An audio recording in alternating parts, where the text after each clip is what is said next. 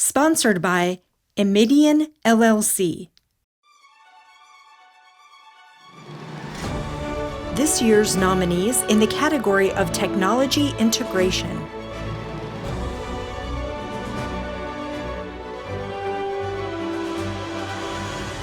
Heatworks,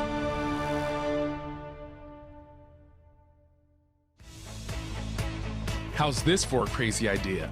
Imagine a dishwasher small enough to place on counters with zero plumbing, heats water instantly, and can be used anywhere in the world where there's a power outlet. Meet Jerry Callahan, the man who turned that crazy idea into reality. So Tetra is a very unique product. It's a self-contained dishwasher that's super energy efficient and super water efficient. Does a full 2-place cycle in 15 minutes with a gallon of water. I headed to Mount Pleasant, South Carolina to visit Jerry's company, Heatworks, where I learned his dishwasher actually sprung from technology he developed for an innovative water heater called the Model 3. It all starts with this.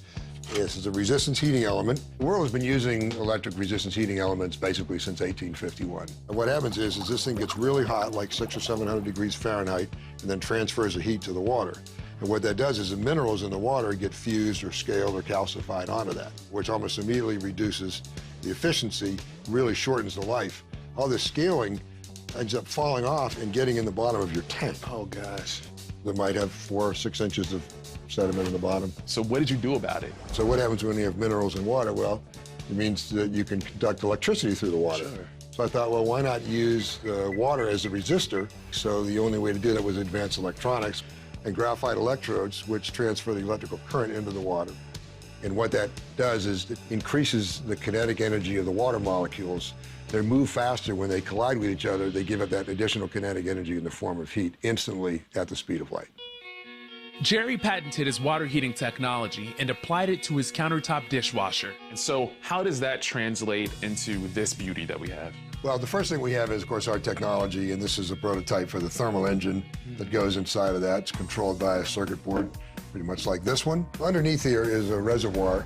Again, you pour a gallon of water in, it automatically separates into 3 different categories. One is for the first wash cycle, and there's 2 rinse cycles. And then there's a pump in there that circulates. We really love design, and we thought, well, why not make it look fun? So, for example, these are all modular racks. So you can pull this one out. This one is for glasses. This is for, silverware. This obviously is for dishes. And then we have a separate rack for if you want to use baby bottles. I want to ask you about the design of this top right here, because these nice waves, they're visually appealing. I'm wondering, is there any additional function to them? Because the spinner water comes up from the bottom, we actually decided we put some curves in here which would help dissipate the water as it shoots up, because if it was flat, if a jet came up, it would go straight back down. So can I now start the engines? Can we start the jets? There you go. Okay, 3, 2, 1.